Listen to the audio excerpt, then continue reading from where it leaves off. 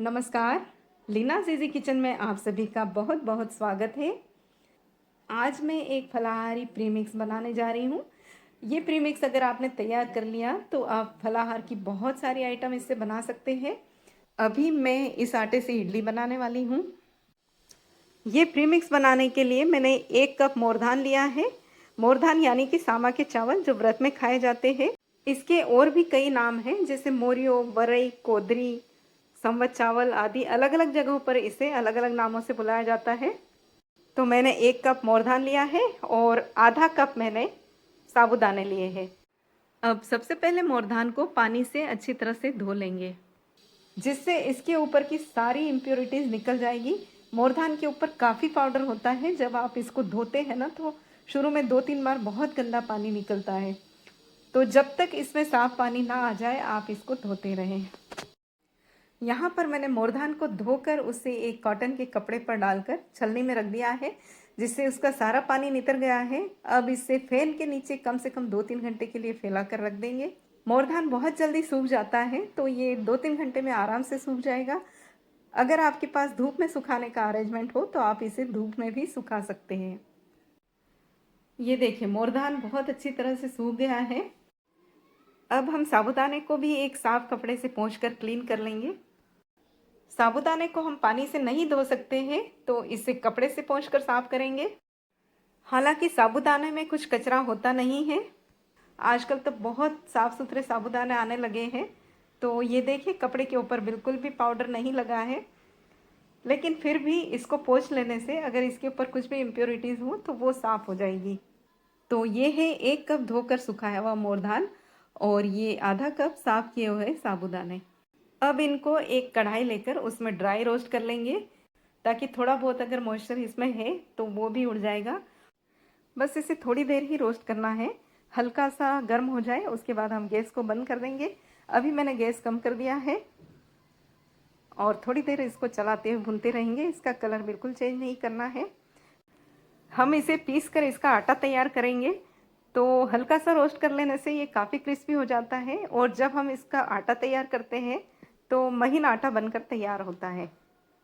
छूने पर ये बिल्कुल सूखा हुआ लगता है, लेकिन मैंने इसे धूप में नहीं सुखाया है, जिसकी वजह से इसमें हल्की सी नमी रह गई है। और जब गर्म होने के बाद इसे छू रहे हैं तो हल्का सा इसमें नमी का एहसास हो रहा है। अगर आपने धूप में सुखाया है तो फिर इसे रोस्ट करने की भी ज़रूरत नहीं रहती है। मैंने यहाँ पर गैस को बंद कर दिया है और अब इसे गरम कढ़ाई में थोड़ी देर उलट पुलट करते रहेंगे। उसके बाद दूसरे बर्तन में शिफ्ट करके ठंडा होने के लिए छोड़ देंगे। अब साबूदाने को भी हल्का सा रोस्ट कर लेंगे। रोस्ट करने के पीछे यही कारण है कि साबूदाने क्रिस्प हो जाएंगे और पीसने में आसानी रहेगी। साबूदाने रोस्ट हो गए हैं। अब इसे भी ठंडा होने के लिए दूसरे बर्तन में शिफ्ट कर लेंगे।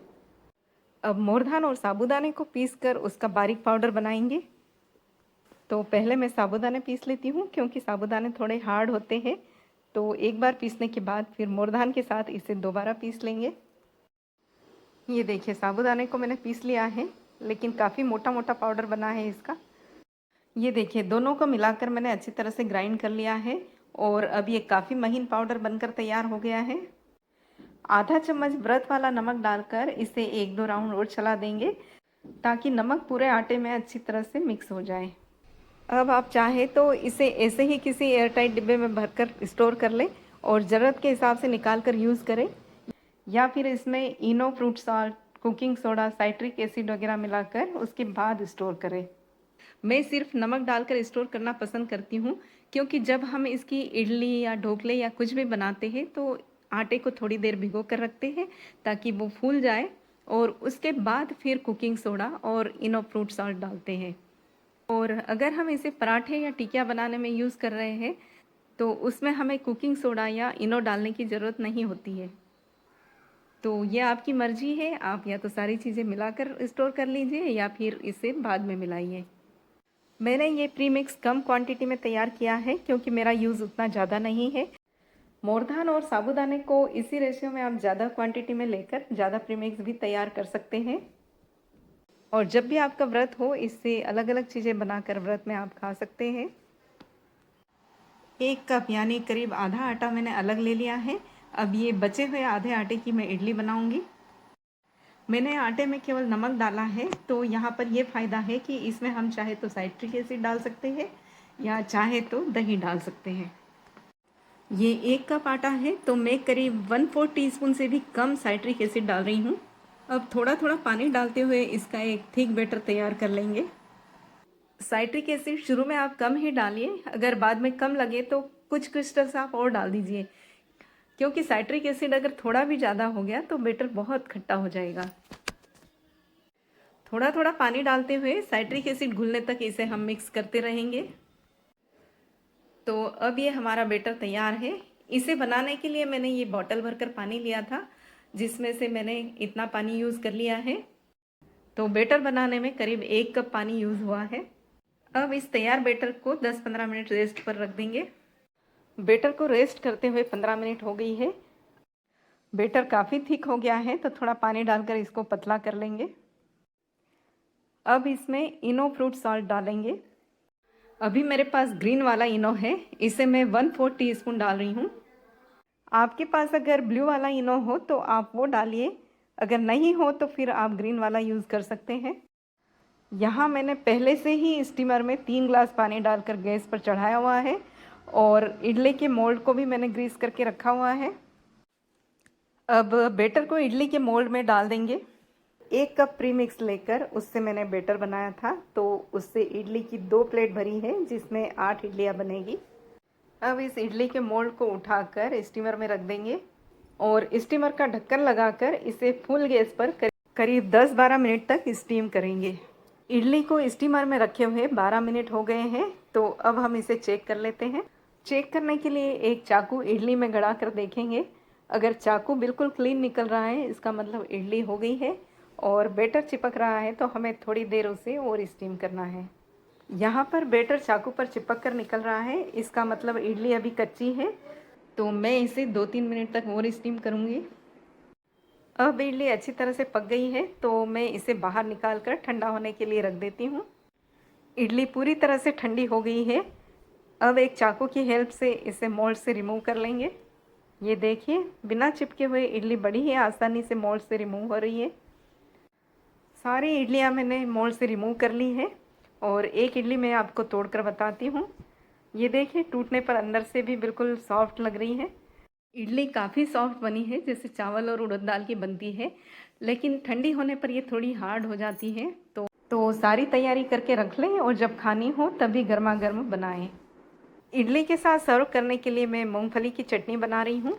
चटनी बनाने के लिए मैंने 3 चम्मच मूंगफली के दाने लिए हैं और इसे मैं रोस्ट कर रही हूँ। करीब 1 मिनट रोस्ट करने के बाद इसमें मैंने 1/4 चम्मच जीरा और 1/4 चम्मच साबुत धनिया डाल दिया है। इन सबको थोड़ी देर रोस्ट करने के बाद अब मैंने गैस को बंद कर दिया है और इन्हें गरम कढ़ाई में ही छोड़ दिया है, ताकि ये और करारे हो जाए। अब एक मिक्सी जार लेकर उसमें ये रोस्ट की हुई मूंगफली, जीरा और साबुत धनिया डालेंगे और साथ में डालेंगे हरी मिर्च। ये फीकी वाली मिर्च है, अगर आप तीखा खाते हैं तो अपनी पसंद से तीखी वाली मिर्चें ले सकते हैं। 1 चम्मच डेसिकेटेड कोकोनट, ये ऑलरेडी रोस्ट किया हुआ है। ये ड्राई कोकोनट है, अगर आपके पास फ्रेश कोकोनट है तो आप वो भी ले सकते हैं। और ये 1/4 कप हरा धनिया और ये व्रत वाला नमक स्वादानुसार। अब चटनी को और भी स्वादिष्ट बनाने के लिए 2 चम्मच दही और पीसने के लिए थोड़ा सा पानी। ये देखिए, मूंगफली और हरे धनिये से बहुत ही बढ़िया व्रत वाली चटनी तैयार हो गई है। अपनी पसंद से आप इसमें व्रत वाली कोई भी चीज़ मिला सकते हैं और चटनी आपको जितनी पतली चाहिए उसके अकॉर्डिंग उसमें पानी मिलाकर इसे पतला कर लीजिए। ये हमारी इडली और चटनी तो तैयार है। आप चाहे तो इसे ऐसे ही सर्व कर सकते हैं या चटनी में तड़का लगाकर इसका आप स्वाद बढ़ा सकते हैं। मैं यहाँ पर चटनी और इडली दोनों में ही तड़का लगा रही हूँ। तड़के के लिए मैंने कढ़ाई को गैस पर रख दिया है और इसमें डाल दिया है 2 टीस्पून ऑयल। ऑयल गर्म हो गया है। अब मैं इसमें डाल रही हूँ जीरा, बारीक टुकड़ों में कटी हरी मिर्च, 1 चम्मच तिल। अगर आप तिल ज़्यादा लेना चाहें तो ज़्यादा ले सकते हैं।